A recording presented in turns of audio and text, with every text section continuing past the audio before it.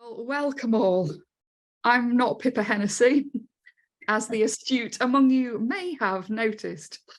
However, for those of you who don't know me, I work closely with Pippa on the Beyond the Spectrum team, and I'm standing in for her at the 11th hour because unfortunately she isn't feeling tip-top right now. So my name is Anna Cotton. You can hopefully see and hear me, but I can't see or hear any of you because as the audience, you're all off video and mic throughout today's session. Please do say hello though through the chat as opposed to the Q&A, and please share where you're watching from. I'm in rainy Nottingham. So am I. I'm in rainy Nottingham. Well, it's kind of rainy Nottingham, sunny Nottingham. Can't make up its mind, Nottingham. Can't make up its mind, Nottingham. Can't make up its mind, Nottingham. Let's see. Are there people from anywhere sunny? I'm just going to make my screen a bit bigger so I can see the chat. Oh, it says the chat is disabled. That may be why no one's chatting to us in the chat. Lily, are you able to enable the chat, please?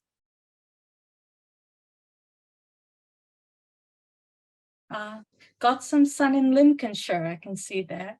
Someone said got some. Oh, great. I'm happy for you. Oh, bizarrely sunny Stratford-upon-Avon. Wonderful.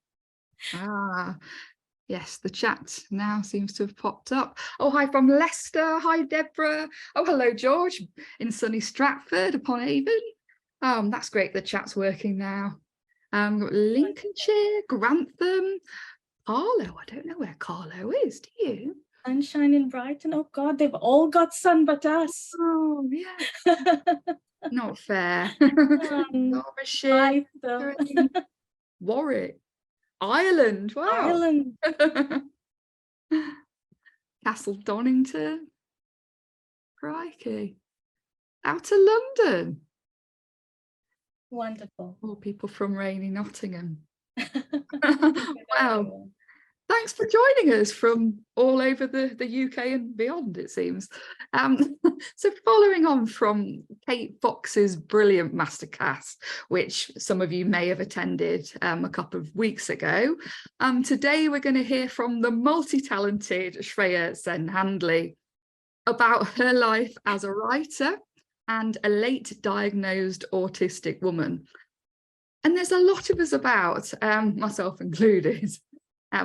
We're going to be taking a conversational approach, and we'd love you to join in by asking questions in the Q&A, which you should hopefully be able to see at the bottom of your Zoom window. Please feel free to use the chat for general comments and conversation or for questions about Beyond the Spectrum.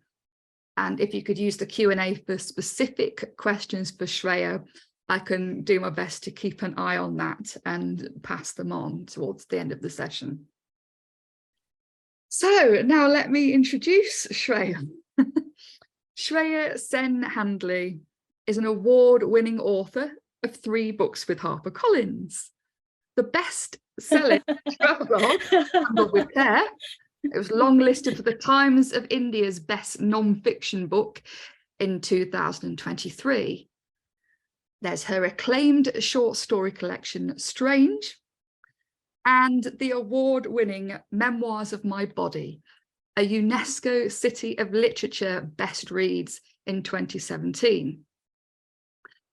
Now, Shreya is the first South Asian woman to write international opera. She has co-written the Welsh National Opera's film series, Creating Change, and the epic production Migrations, listed by both The Times and The Guardian among their best shows of 2022. And her play about autism, Quiet, premiered at the Tara Theatre in London in 2021. Her short fiction and poetry, broadcast, published and shortlisted for prizes in India, Britain and Australia, has spearheaded British social justice campaigns, such as the National Bystander Awareness Day in 2020 and 2021. And she's also been the fiction judge for popular British book festivals and competitions. Now, Shreya teaches creative writing at British and Indian institutions, including the University of Cambridge. And as a former television journalist and producer for CNBC, MTV and more, she continues to write columns for the international media such as CNN, National Geographic and The Guardian. And as if that wasn't enough talent for one person, she's also an illustrator published by HarperCollins, and I think you can see one of the beautiful illustrations behind her. Also published by Hachette, the Welsh National Opera, and Nottingham UNESCO City of Literature, and her art's being exhibited in galleries in Britain and China. Wow. So, sorry, that sounded really long. But on discovering her autism in the depths of the pandemic, Shreya began to explore it in her columns, plays and books, which leads me on to my first question tonight for Shreya. Shreya, hi and welcome. Hello, hello. Hi. You've had a very varied career, as we've just heard. So how did all this come about? Well, on the face of it, I always say when I'm asked this question, how did you do, why such a wide variety of work? And I say, oh, it just, one thing just led to another. And in many ways it did, because I didn't necessarily apply for certain positions. They did seem to come out of the blue. For example, my first book came out and I went for a book tour of India, and suddenly I come back and in a defunct email account is an email from a Sir David Pountney, Knight of Three Realms and the director of Welsh National Opera. I'd never written opera before. I'd barely gone to see it. I mean, I'm into it now. I love it, but I hadn't at that point. Not even theatre. But there it was, and I was utterly stunned. But I said yes with some trepidation, and it's worked out brilliantly. There have been other instances where, from my CNN column, HarperCollins read it, and they came to me with a book deal. So, on the face of it, when I say this, people say, "Oh, that just can't be." How does that happen? How could you be so lucky? But I've thought about it now, and I don't think it's luck. I think it didn't happen to me. I made it happen. And I think I made it happen, as everyone can, all writers can, by just, not being afraid to say yes to new adventures, new writing adventures. So when they come along, I've always said yes and then thought about it later. But I always knew that I had certain strengths and skills that were transferable. And I think because every time a piece of work has come to me, somebody's come with a commission, I've poured myself into it. I've kind of brought all my skills from everywhere. For example, I've been a journalist now for over 30 years, but my journalistic skills are very transferable. I have actually put so much of that into my opera, which is based in 1968 Britain, against the sort of backdrop of Enoch Powell and Rivers of Blood. So I asked the Welsh National Opera, why me? Why did you think of me? I'd written mainly nonfiction at that point. This is going back to about 2017, 2018. And they said, well, we read your travel writing and we love the rhythm, the humor, and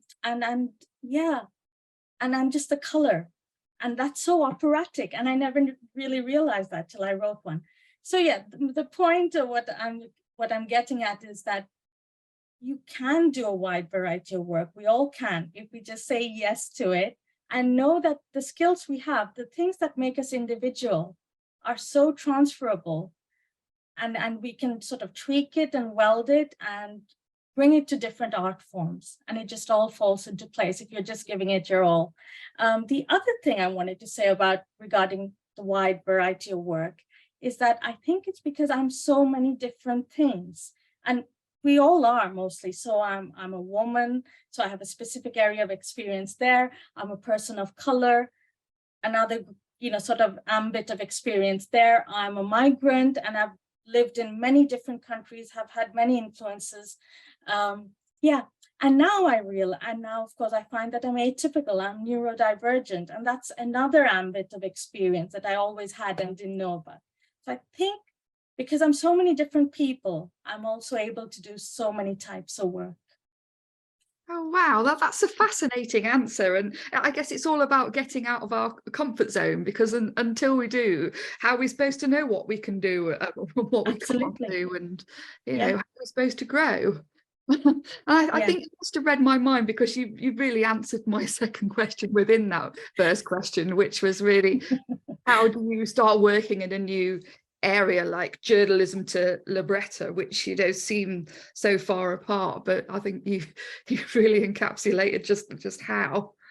I think, I mean, there are always there are few rules, and I might sound slightly like Rudyard Kipling's If, but if you're not afraid to take a leap into the unknown, and if you're not afraid to sort of not define yourself, don't call yourself a poet, don't call yourself a librettist, don't restrict yourself, because you are capable. Other people will label you, of course they will, your critics will label you, don't label yourself. And just other things, keep learning. I'm almost 50, I'm 50 at the end of this year, but there's so much I want to learn about and do and try my hand at.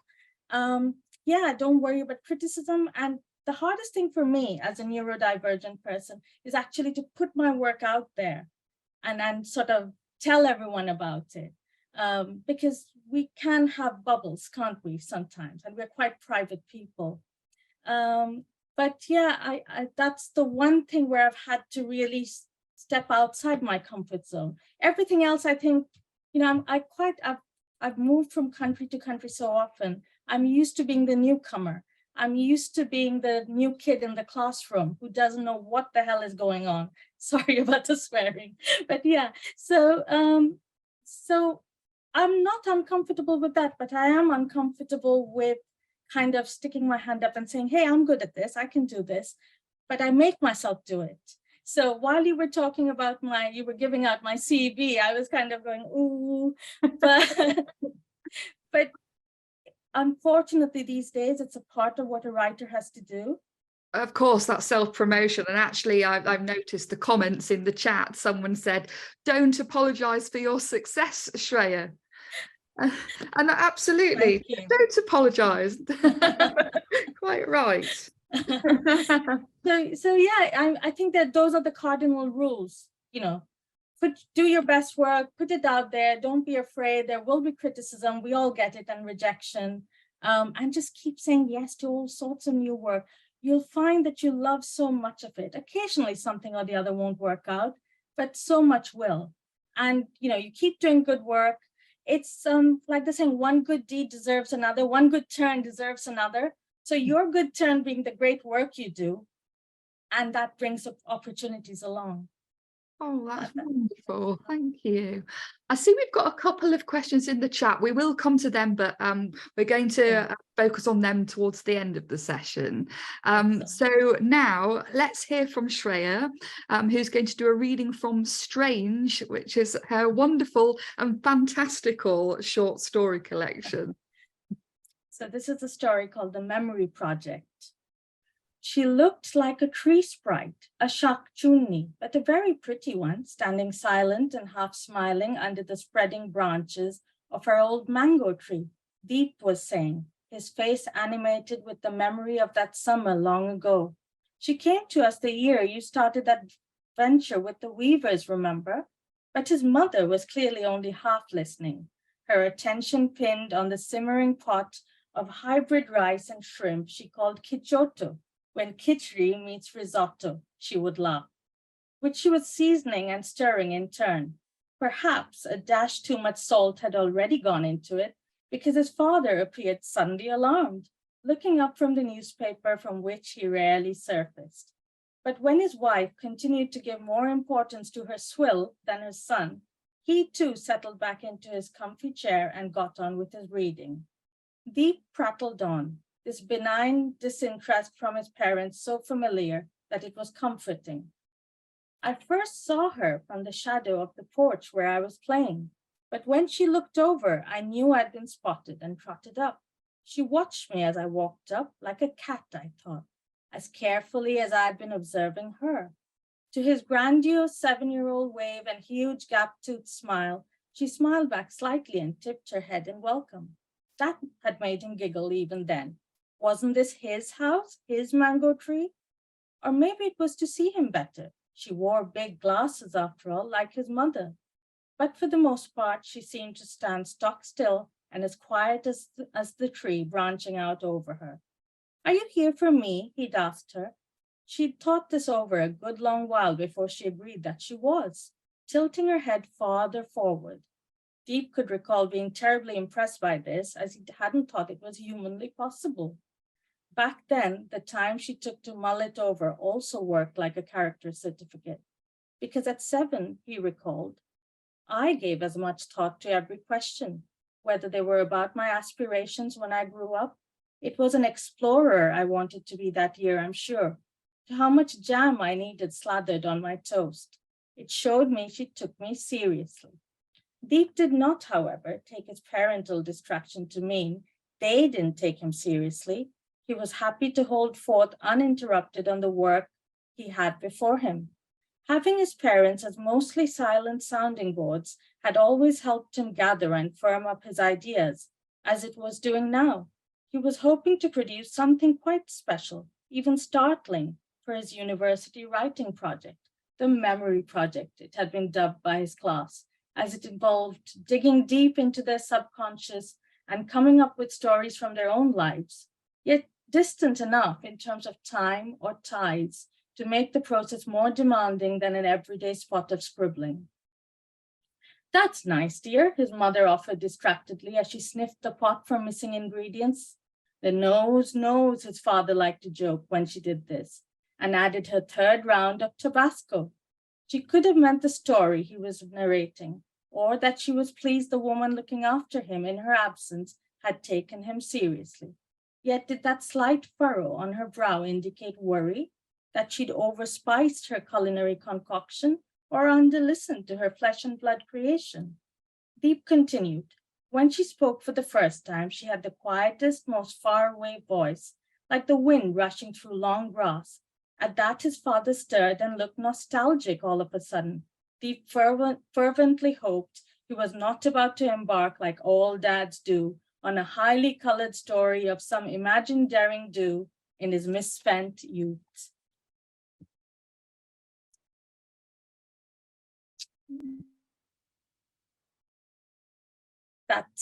That's from my, there you are, Anna, yes.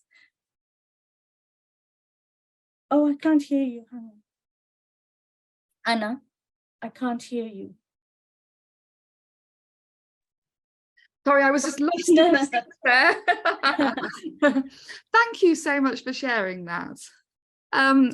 Right, back to the questions. Thank you, Shreya, you wrote the following in your column for the Deccan Chronicle in 2020. Did I know I was different? Yes, having been insistently told all my life. While watching Rain Mans and Big Bangs, had I expected I might be one of them? No, they never felt true to life.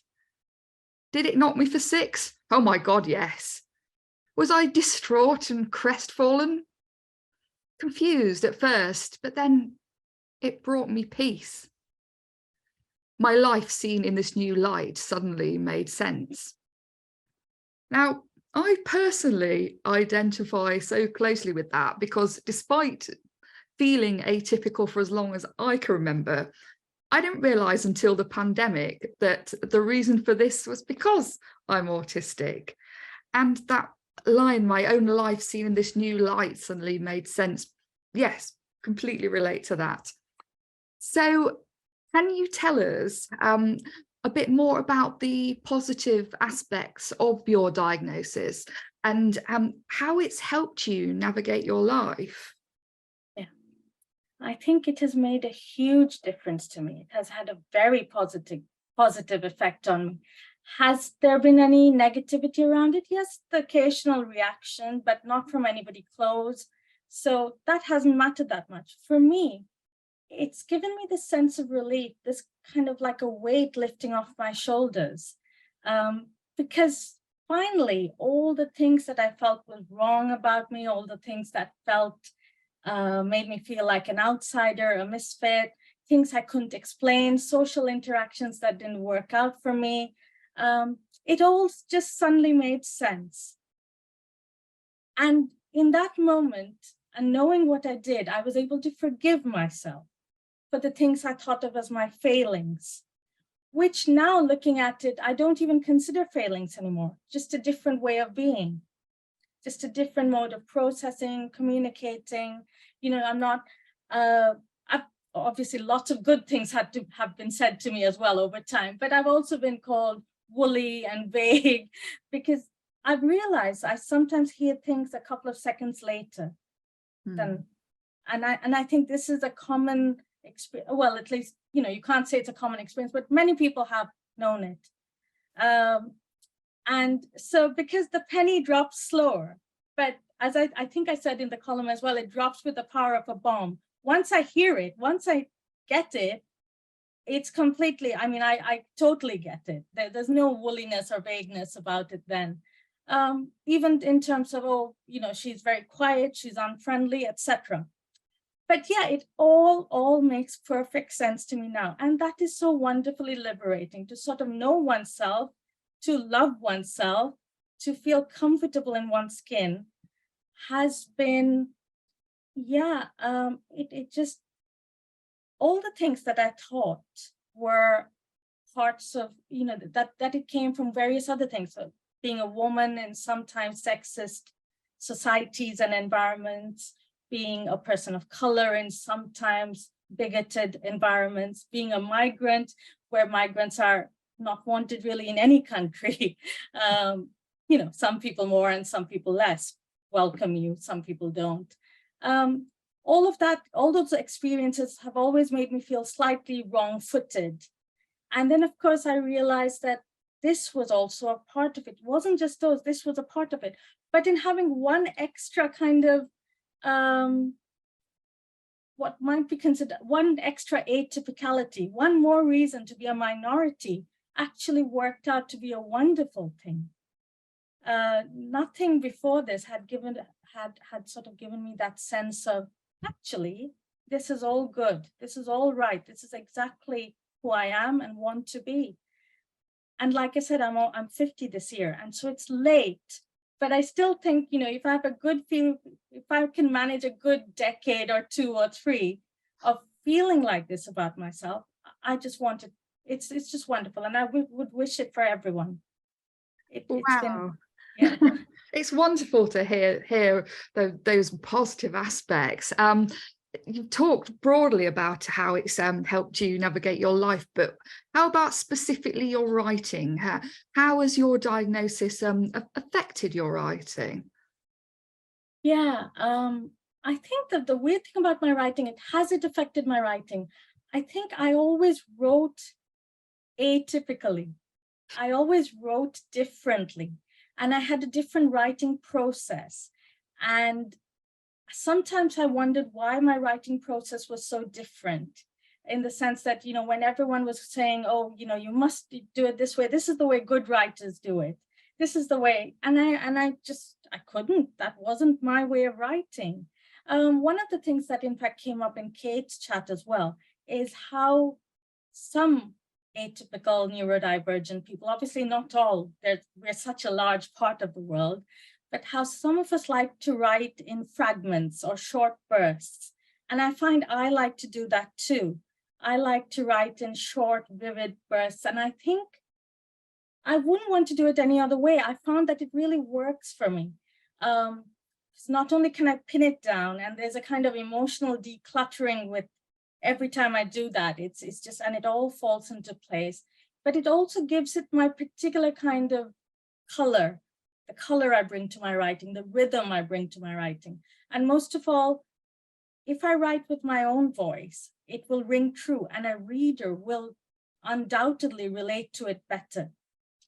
I have always done this. I don't think my writing process has changed as a result of the diagnosis, but it has allowed me to embrace it more, to feel that it is the right way. For me, it is the right way.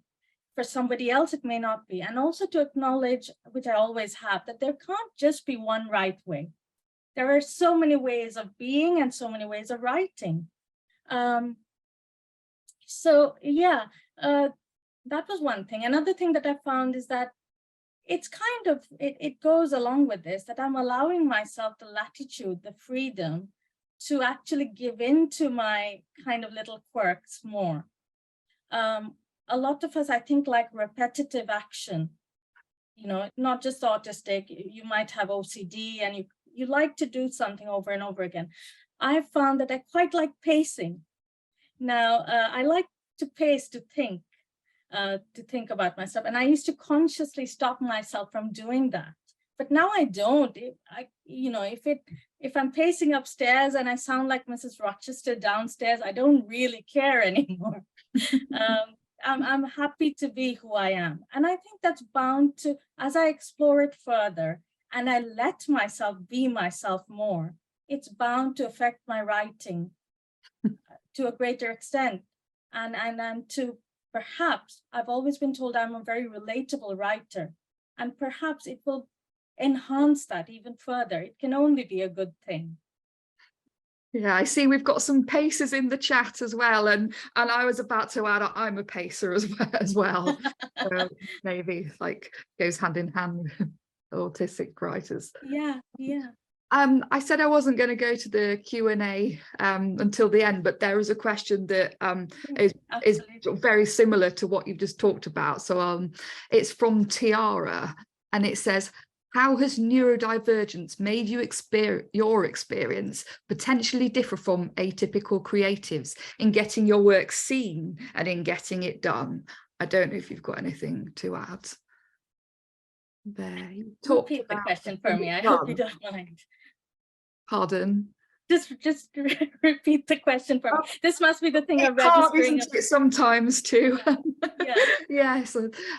How has neurodivergence made your experience potentially differ from atypical creatives in getting your work seen, in actually getting it now. Yes. done?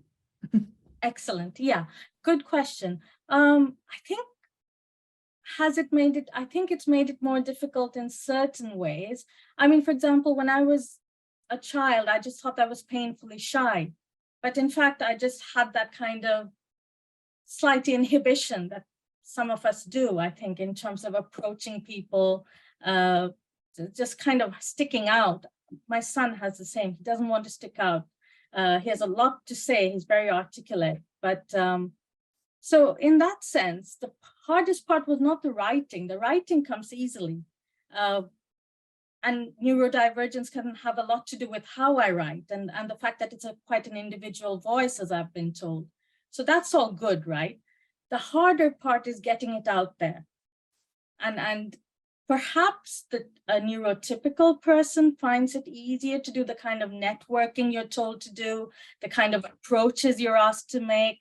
So my advice to people always is to autistic or neurodivergent writers is to, just try and balance it out, balance your day. You have to do a little bit of public facing stuff when you're a writer, and you definitely have to approach editors and publishers, and you have to deal with what they have to say to you. And all of that can make big dents in your confidence. But if you can learn to balance your day out in a way that spend most of your day doing the work that feeds your soul, spend most of the day doing the things you love and feel comfortable about, but then give half an hour over to that one job you don't want to do, but do it, have the discipline to do it. That just takes determination and practice, and we can all do that. Easier said than done, but we can all do that. Yes, yeah. Believe in ourselves. Okay, thank you. I think it's time to hear another reading now, this time from Quiet, which is Shreya's play for the Tara Theatre in London. and it's about the discovery of autism in self and family. Yeah. Thank you. So the play I'm going to read from is, well, basically it's about a Nottingham mother discovering neurodivergence in her family and self. It's fictional, though obviously I drew a lot of my experiences into it. And it's also very visual. So I'm going to have to read it with the stage directions. And I'm a terrible actress, so you'll have to forgive me. The actress who played the part did a much better job, but here goes. It's the new year, 2021. They've been to see the specialist and she has much to relate to her parents in India. A revelation that's rocked her world, no less. But before she can call them, she has to attend to her children. Be careful, that snow's super slippy. She calls her parents on her hands-free, continuing the conversation as if she'd never finished the previous one. They're home again, and it's not quiet. With deaths spiking over Christmas and new terrifying mutations on the loose, we're back in lockdown and schools are shut. Will 2021 be merely 2020 revisited? You said in your last email, Baba, that you've been shielding so long. For all you know, it could be snowing too in Calcutta. Ha ha ha. Good to have kids safe at home, though, sheltered from the marauding bug. Or should it be bugs, now that there are new variants running amok? Whatever it is, however many there are, it's creeping closer and closer. Just yesterday, we stood in the snow outside, saying a sad goodbye to a neighbor who died as a hearse inched past our house. It wasn't the snow that smothered all sound, but grief and a keen sense of our mortality. It was so quiet. But for the first time in months, there's also something to shout about. A breakthrough. Yikes, have you brought all the snow from the garden in on your boots? Shut that door and wipe your feet this minute, or I'll have to clean every inch of this house once more. She checks the children have followed instructions and goes back to the call. We've seen the specialist. I've been dying to tell you. He examined Rohan, heard us out, and concluded, you'll never guess what he said, that our lad had ASD, or Asperger's as it used to be called, and how you might know it. We were surprised, but not disheartened. It can't be cured. No, it's not a disease, just a different way of being that can be supported. Isn't there, after all, a world of good in being different? Besides which, inhibitions, worries, and quirks, don't we all have those? The doctor said no, you don't, not you. Boy, did that take me aback. Like our son, it turns out I'm not just eccentric, but autistic. Neurodivergence is so often inherited, handed down the generations like family jewels. Studying our history, he was convinced it was me, the gem our son's got his misplacedness from. And that sensation I've hoarded, of being torn, of being wrong, I believed these sprang from being an immigrant and a woman. But no, they come from having been atypical my whole life long. I was gobsmacked, aren't you? Oh, thank you. Not just eccentric, but autistic. I feel that one. Okay, I'm going to ask a couple more questions before I hand it over to the audience. So I'm interested if you have any advice that you could offer to writers looking towards publication.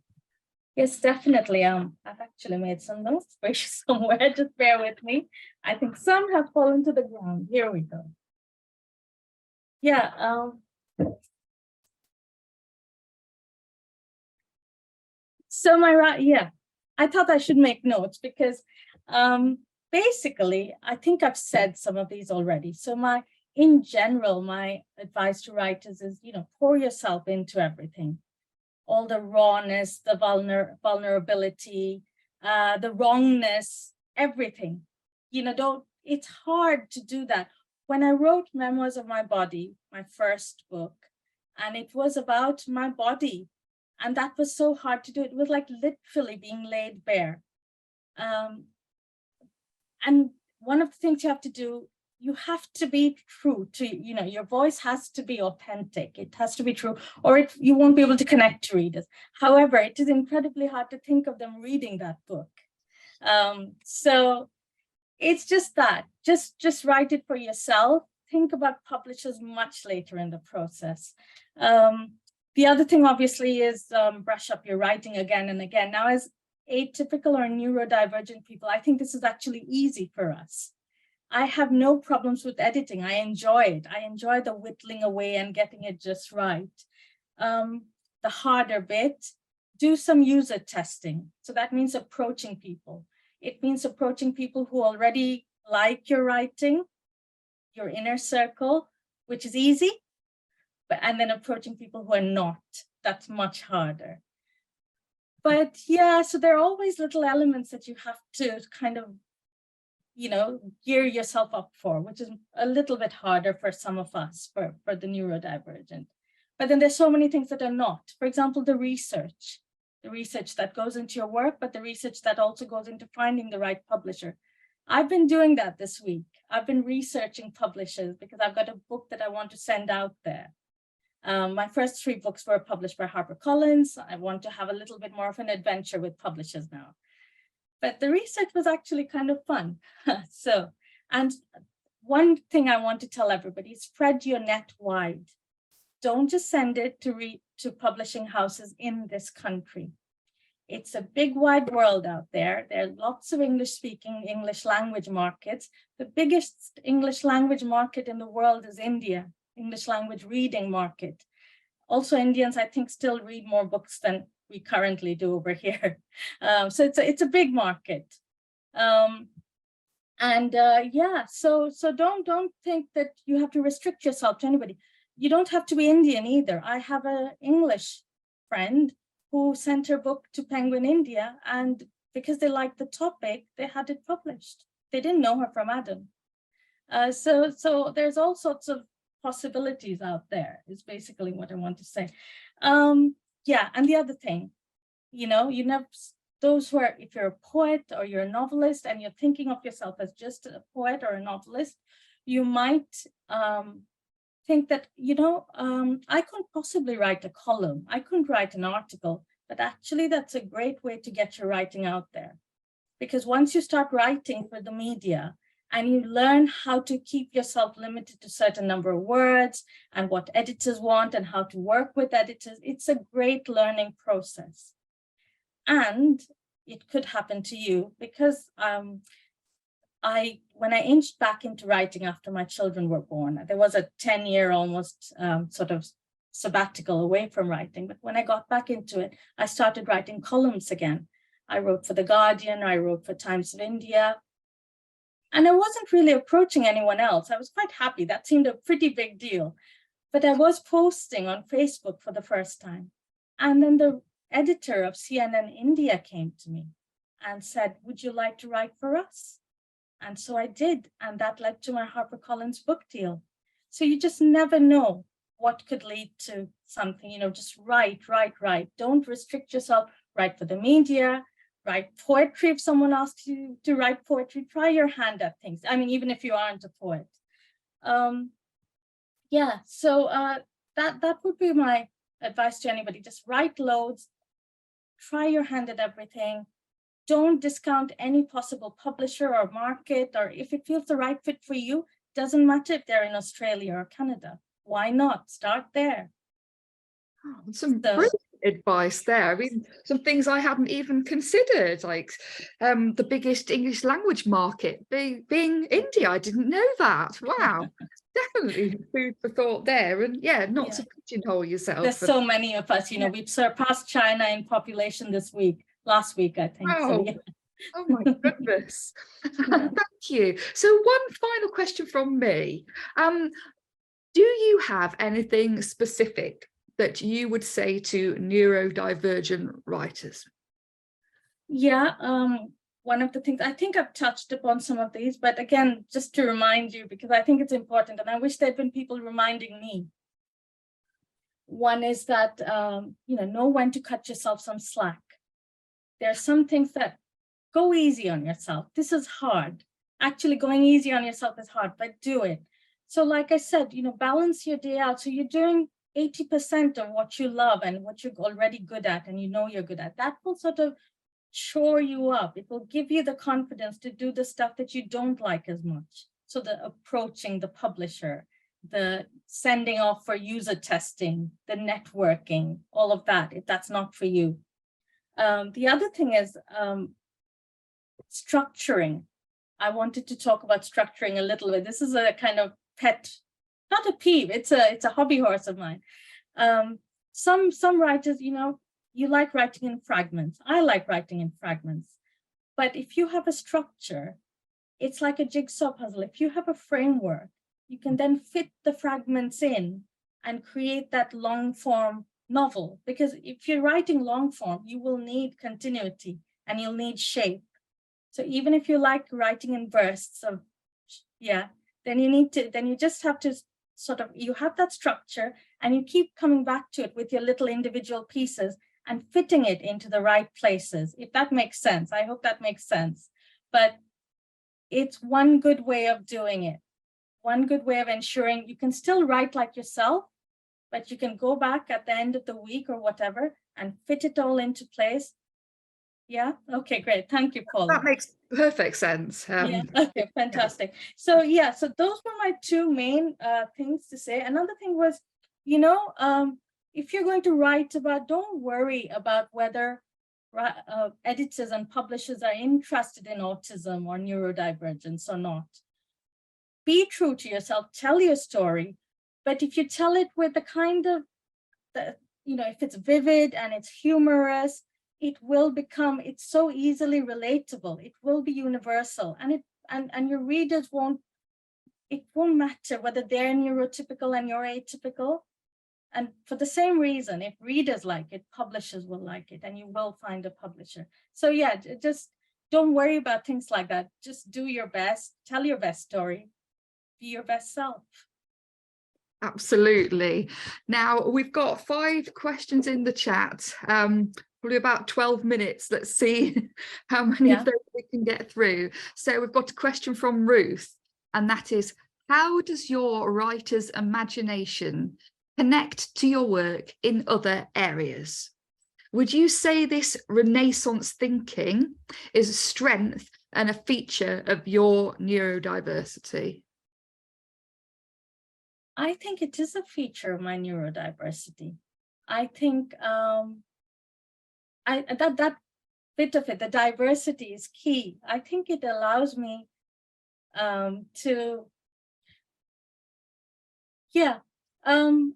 I think as a neurodiverse person, you get very interested in various things, don't you? And you sort of dig down and really learn about them, and you're living different lives. Bizarrely, I used to think of it as my strength as a journalist, but I think it's also my strength. It's a strength that I draw from my neurodiversity. I'd never thought of it like that before, because like I've said before, I thought it was my being a migrant, having lived in many different countries, of my being a woman, having to adapt and adjust to various things, of being a person of color, a minority in this country, various things. But it's somehow now all kind of, it's been brought together by the fact that I understand that it's also my neurodiversity. So this Renaissance strength, as you say, that the ability to bring these strengths to different types of work has very much to do with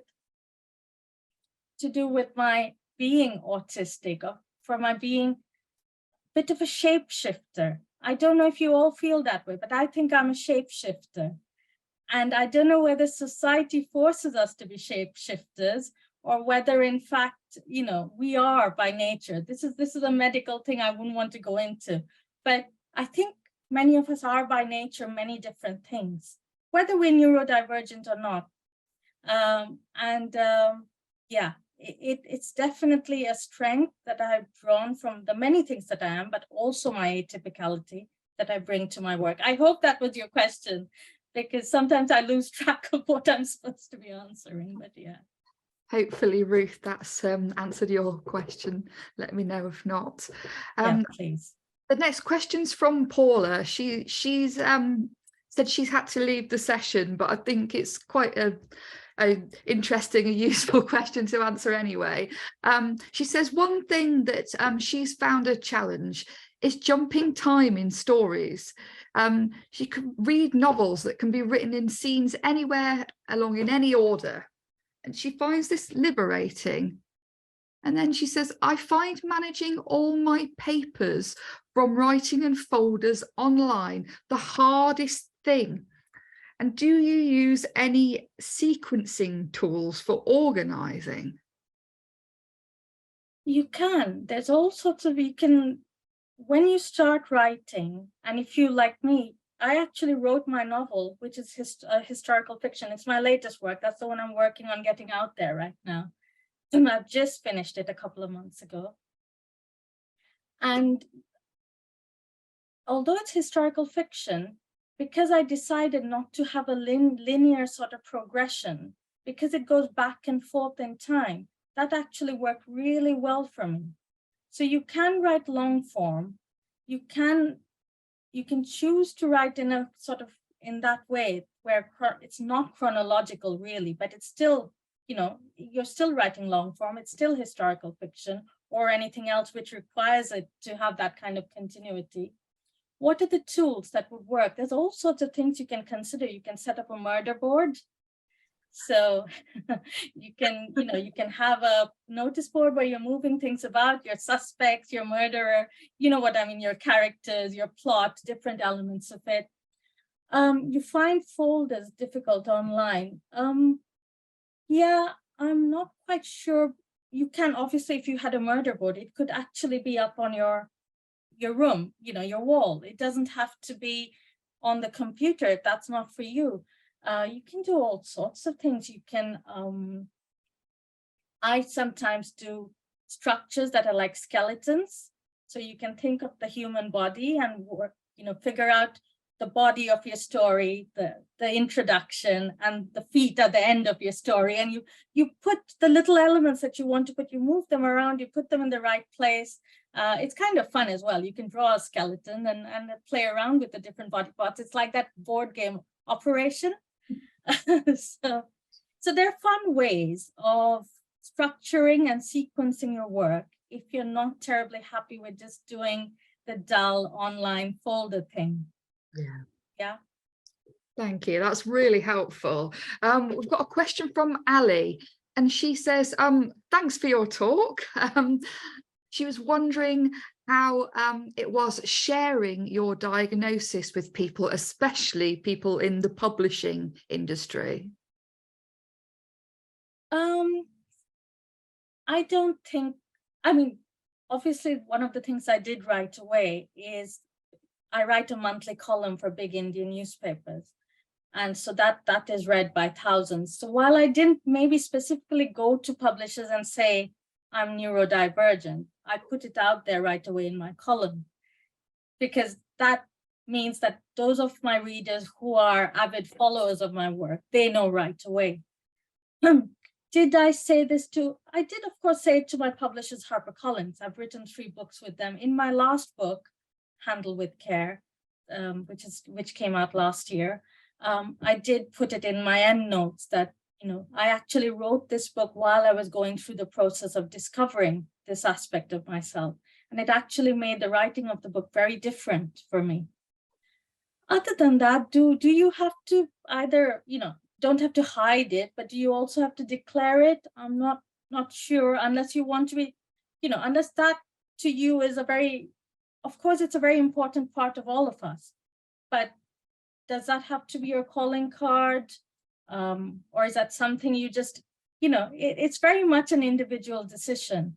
The one thing I can say is that if it's a story about autism or neurodivergence, there will be publishers, I won't name names, but very different approaches to whether they want to hear about it or not, whether they want me to write something that's more mainstream. There's been all of that as well. I have encountered that, because my 5th book, the one I'm beginning to write about now, is a memoir about this journey of finding out that we're not just me, but whole swathes of my family might be neurodivergent. Wow. So Thank you. The questions are streaming in. I'm just conscious of the time, but let's see how many we can get through. yeah. Jackie says, you seem to have a wide imagination. Do you think it's because of your family heritage, having moved around a lot as a child, your Indian background? She feels that as an autistic woman, she's too literal and she struggles to think outside of, you know, what actually happened and be creative. Yeah, I think that is something that people tell us about ourselves, that, you know, we're being too literal, that we're not making those imaginative leaps. But I think you should ignore that, because I've just learned to do it, because I think what they consider as highly innovative or imaginative is what they consider as highly innovative and imaginative. It may not be the only way to be imaginative or innovative and so on. So like I've said before, yes, I think my wide imagination, as you call it, thank you, comes from a whole load of things. Family heritage. I come from a family of writers. My great-grandfather is considered the father of modern Indian journalism. So I do have that legacy behind me, but I don't necessarily come from privilege. So it's not like that opened a lot of doors or anything like that. It's just in my blood. Yes, that helps. Moving around has helped, certainly. I've seen so many different lives and cultures. And like I said, I think my atypicality has helped me make me more imaginative. It's that aspect of living different lives, of being a shapeshifter, of needing to be a shapeshifter. So I guess my answer is twofold, that don't take it to mean you really don't have, that you actually are literal, because it is in you. You just need to maybe believe in it and draw it out. And actually, going back to what you said about being a shapeshifter, there are several comments in the chat, people saying they totally understand what you said about being a shapeshifter. Deborah has a question. What is your advice for autistic people who are finishing university and going into employment for the first time? Gosh, I think the same things I said to people who are approaching a career in writing applies in this case.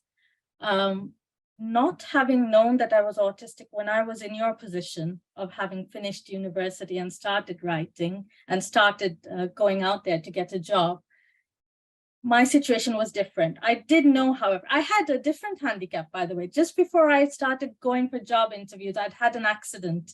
I'd been thrown out of a rickshaw and I had scars all the way down one side of my face.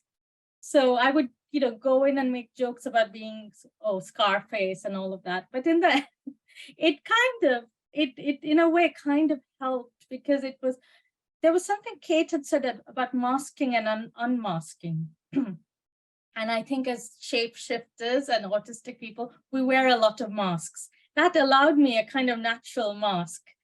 So, but the point of my telling you the story is that sometimes, maybe if you sort of played a little part, you know, you are yourself. I'm not telling you to be somebody else, but just tell yourself, today I'm, I don't know, Miss Marple. Today I'm Sherlock Holmes. Today I'm this person or that character that I like. I'm King Arthur, and I'm going to ride in there and I'm going to get this job.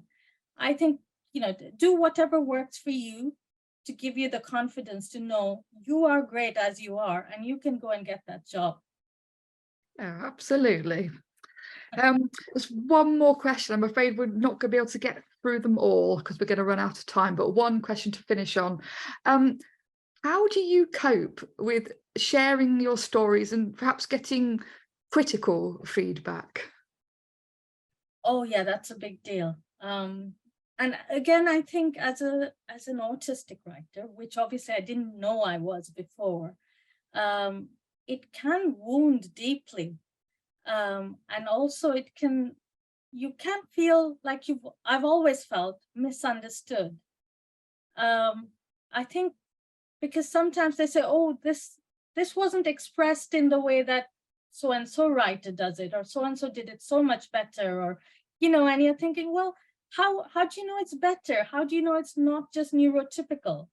And how do you know that my way of saying the same thing or a different thing is not just another way of being?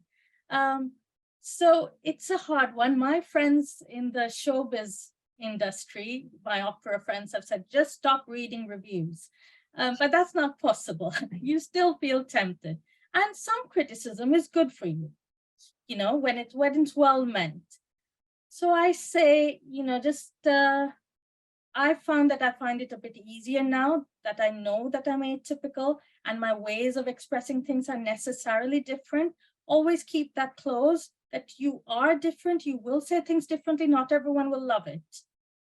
And then just pick and choose the criticism you take on board. Don't let it crush you, and don't let the trolls get to you. So more and more, I'm staying off social media, but of course you need to be out there and engaging with people too. So. And of course, it's also subjective, isn't it? I think you've just got to be resilient. Otherwise, yeah, absolutely. It is very subjective. Absolutely. Yes. Well, on that note, thank you so much for answering all these questions. It's been really enlightening. And you did mention your travelogue, Handle with Care, I believe. Yes. So to conclude tonight, we are going to hear an excerpt from that. Thank you. Thank you. So this is from the chapter on Corfu. And this is inspired by my childhood reading of Gerald Durrell's adventures. You might know the Durrells, you might have read them or watched the show on ITV. So we set out to find his colorful villas when we were in Corfu, but we uncovered something completely different. It was then that we discovered the house concealed in the cypress trees, a house we weren't expecting because it wasn't on our map. In a patch of land humming with life, but deserted by humans, stood a faded ruby villa, large enough for a boisterous family and its many wards, but not so large that it couldn't lose itself with time and the onrush of vegetation. We circled it, standing on its vine-entwined porch, looking in through its weathered windows, but as desolate as it clearly was, it felt oddly lived in too. We sat on the porch, breathing in the tranquility of the moment and the reticent beauty of our setting. When my husband put his arm around me, I lay my head on his shoulder, and a few kisses were exchanged. When he leaned in for the fifth, or thereabouts, I don't often count when kissing, we heard a noise in the house. It could have been a chair pulled back for a better look at what was outside, or a harumph, the clearing of a human throat, to indicate the undetected presence of an onlooker. We jumped, casting around to ascertain who or what it could have been. Can you hear a goat? My new husband hazarded, proving himself not very well acquainted with goats. I, on the other hand, had grown up in a part of Calcutta overrun with goats, and knew a cloven-hoofed critter when I heard one. Human, I think, I whispered to him as we made for our car. We had largesse in the back in the form of mouth-watering food with which we didn't intend to part. Nor did we want to be arrested for trespassing or for our spate of kisses.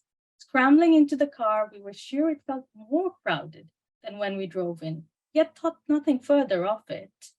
Suddenly, our serene villa was quiet no longer. We heard the tread of unfamiliar footsteps in the empty kitchen, the splash of water when no one was in the pool, whispers in the garden that weren't leaves in the breeze, and on one occasion, another of those harumphs we'd heard at the apparently abandoned villa. Most of all, we were overtaken by a strong sense of being watched, though not in a lascivious way, despite the feeling that some of this observation followed us into the bedroom. It seemed as dispassionate but well-intentioned as a naturalist studying his subjects. I almost expected to hear David Attenborough's well-known voice with that relaxed but knowledgeable commentary that graced all his engrossing programs, but this time holding forth on us and our youthful and amorous activities. That was when it dawned on me who it had to be, Jerry Durrell. Who else could be so amiably interested in animal activity? Who would be haunting his old strawberry pink villa, which we'd stumbled upon just days ago, but him? And hadn't we felt like we'd been followed home from there? Who could it be but the patron saint of travelers to Corfu? In the end, whether we found the Darrell's villas in Corfu or not, we found something else for sure, something more exciting. When we returned to Nottingham, the first stirring started. Great waves of morning sickness assailed me for weeks till I took the test that told us we were undoubtedly in the my family and other animals' way. Exploring Corfu, that languorous summer's week with my second husband, I had not only discovered that it was every bit as full of life as Gerald had promised, but that this life was catching. When our baby boy came along 8 months later, we did not call him Jerry, nor was his little sister joining us 18 months after, called Jerry with an I. But bizarrely, as soon as they could talk, that's what they both independently decided to name their first teddies. Oh, thank you so much. I really enjoyed listening to that. Thank you. Thank you. Wow. So before I say goodbye tonight, I understand that Lily is going to post a link to a survey. Now, this is been done in conjunction with the University of Nottingham. Some of you may have completed this survey already if you are participants in Beyond the Spectrum workshops, but you don't have to have signed up to the workshops to complete this. Even if this is your first time with Beyond the Spectrum tonight, we'd be really intrigued to hear about your experience, because ultimately we want to improve the project and tailor it more to your needs and your interests. So the link is in the survey. There's one for the adults and there's one for children and young people. If you could take a minute, that would be much appreciated. So thank you so much to the and multi-talented Shreya Sen-Handley for so generously sharing your experience with us tonight. And thank you also to the wonderful people at Writing East Midlands, Henderson, Charlotte, Amy and Lily, for this masterclass and for their belief in Beyond the Spectrum and the autistic creative writing community. And particular thanks to Lily for running the text so smoothly. So thank you all for coming along. Thank you, Anna. Thank you, Anna. Thank you, Writing East Midlands, and thank you all so much. It was wonderfully supportive for me too. It really, it means a lot. Thank you. Thank you. It's been wonderful to develop this as part of our Beyond the Spectrum community in your company. So that's all for tonight. Thank you so much for joining us. Goodbye.